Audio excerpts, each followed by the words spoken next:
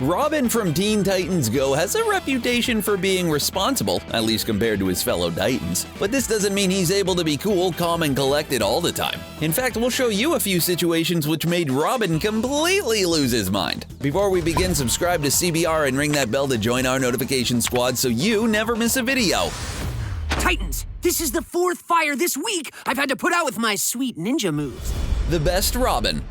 Fans of Teen Titan Go know that more often than not, Robin is his own harshest critic. While his fellow Titans often bristle at his need for perfection, Robin holds himself to an absurdly high standard. In the episode The Best Robin, the Teen Titans decide they're tired of fighting crime. They're too lazy to even put out a burning television, let alone hunt down the criminal, Brother Blood. But Robin has a backup team, which he calls Team Robin. Not only does this team fight crime, but they do so more efficiently than the Teen Titans. But soon, the Titans realize that since they're all Robins, they all have the same burning desire to be the best. Using this, the Titans set out to pit the Robins against one another. When the Titans inevitably get captured by Brother Blood, it seems as if Robin would rather perish than call upon the other Robins to help, and admit he isn't perfect. Man, what did Bruce Wayne do to you, boy?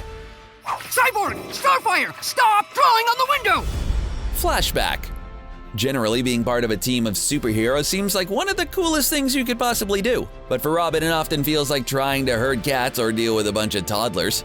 In the episode Flashback, we see Robin upset about the amount of mercury found in fish. As he walks into the tower, he sees his fellow Titans trying their best to destroy their home. Naturally, Robin is horrified and screams at everyone to stop. Starfire decides to shoot a laser through the window, which does get rid of the ink, but also destroys the window. Enraged, Robin proceeds to use a fish to slap his fellow Titans. We are then treated to a flashback showing Robin trying to assemble the Teen Titans in the first place. Needless to say, this was an incredibly stressful experience, and he ended up losing his cool several times before the tryouts even started. While the group who would eventually become the Teen Titans chanted for lunch, Robin snapped and was admonished by Kid Flash for his temper. By the end of the episode, Robin was banging the Teen Titans' head together in a rage and was deemed too temperamental to be a leader. Sounds like some sort of Batman we know, Do you not remember how you were before we brought out the worst in you? Dark Injustice. The cast of Teen Titans Go play pranks on each other pretty often, and they can get a little intense sometimes. So when it's April Fool's Day, things get a little bit hectic at the tower. Robin tries to strike first by putting whoopee cushions on everyone's chairs. Although Beast Boy, Cyborg, and Starfire sit on them, they soon start complaining they can't feel their rear ends. They exclaim that the cushions Robin used were too powerful and they're now paralyzed. Robin breaks down and begins to sob out of guilt. However, turns out this was just another prank and the three admit they were just pretending to be injured. Robin is clearly still traumatized but claims to appreciate the joke. Ha ha ha ha ha. Next, Starfire gazes deeply into Robin's eyes and tries to get him to kiss her. When he tries, she reacts with physical violence and everyone laughs at Robin. Later on, Cyborg and Starfire convince Robin that his parents have come back for him. After it's revealed that this was yet another prank, Robin is overcome with despair and starts sobbing. Although this episode ended up being a big April Fool's joke, it was pretty disturbing seeing Robin so repeatedly broken. At least it wasn't with a crowbar. Today, hope for the city is renewed. Let's get serious. Many episodes of Teen Titans Go should be summed up as Robin tries to get the Titans to be more serious. But the episode Get Serious shows what happens when he actually succeeds. While the Teen Titans are struggling to save the day, the Young Justice heroes swoop in. They quickly and easily save the situation while the Teen Titans goof off. Aqualad chastises them for their constant tomfoolery, and Robin feels embarrassed by his teammates. Back at the Titan Tower, Robin tries to have a meaningful conversation with them, and even brings up his late parents in an effort to convey the gravity of the situation. He surprisingly manages to convince them that, by being serious, they can ultimately become more powerful, and they succeed to sing a song about being serious. However, as usual, things quickly spiral out of control. At one point, Beast Boy declares that if he can't trust Cyborg not to drink his orange juice, he can't trust him at all. Raven's inner demon is being fueled by the anger and discontent between the Titans, and Starfire is reduced to tears because of the unhappiness and the fighting. Things get so bad that eventually everyone is screaming at each other until the tower itself explodes and everyone heads their separate ways. I think that's how the Beatles split up too, actually. You do know it's just a stick, right? Staff meeting. Unlike his fellow Titans, Robin is a mere mortal without any superpowers to speak of. Although he's expressed sadness about this fact from time to time, he does have the use of some special tools which make crime fighting easier. One of these is his staff, which we see him utilize frequently in Teen Titans Go. In the episode Staff Meeting, he declares a meeting and begins striking his fellow Teen Titans with his staff. During this episode, we see that Robin's relationship with his staff has gotten downright creepy.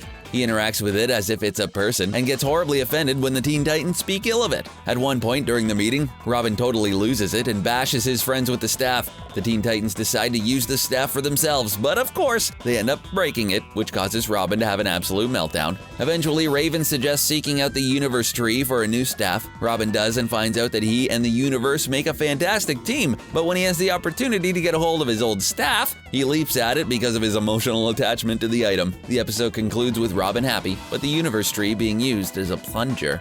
Well, that's just unsanitary. Get your butt off me! Gorilla.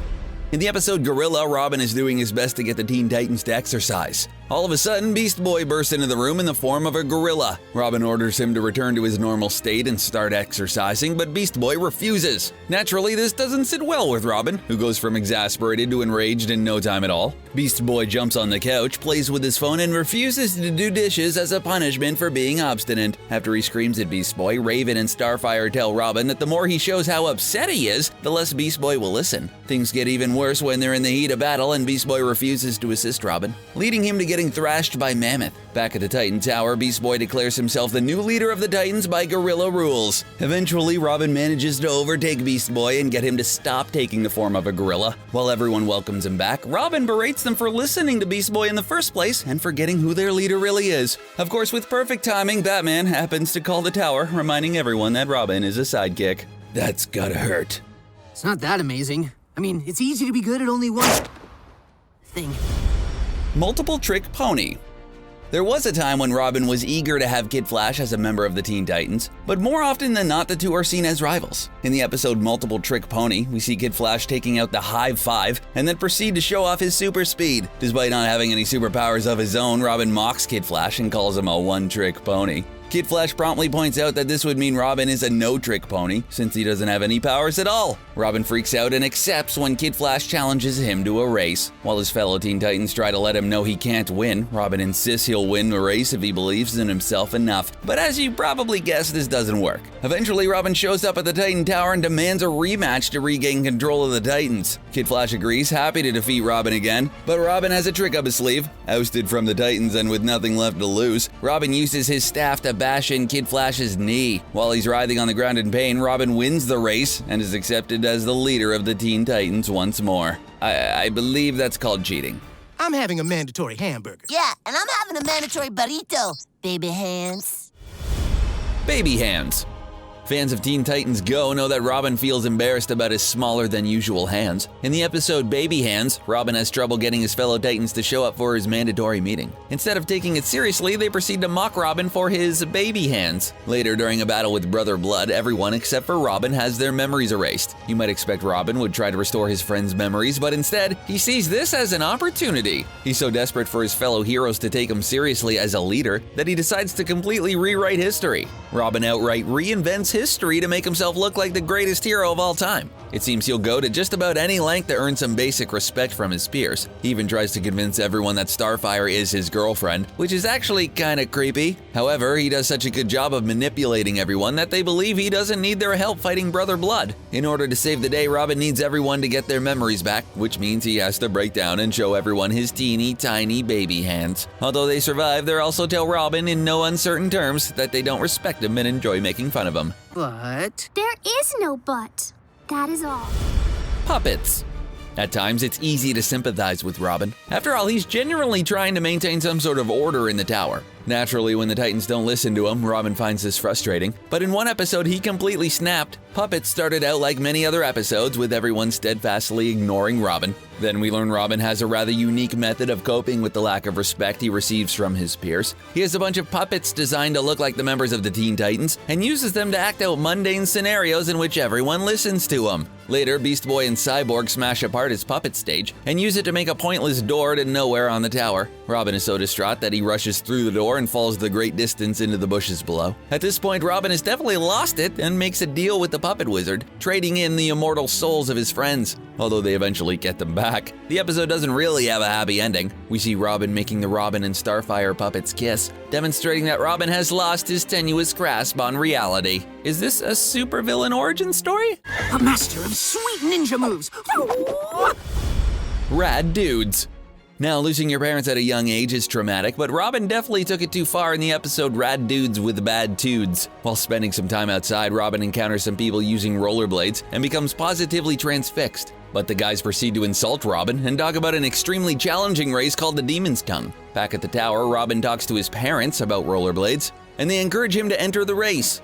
While going through the Demon's Tongue, one guy loses his wheel and Robin refuses to help him, instead letting him fall into a pit. Robin then defeats his other opponent by pushing him into a fire. In addition to getting so into the race that he horribly wounded his fellow contestants, Robin also hallucinated his parents being alive.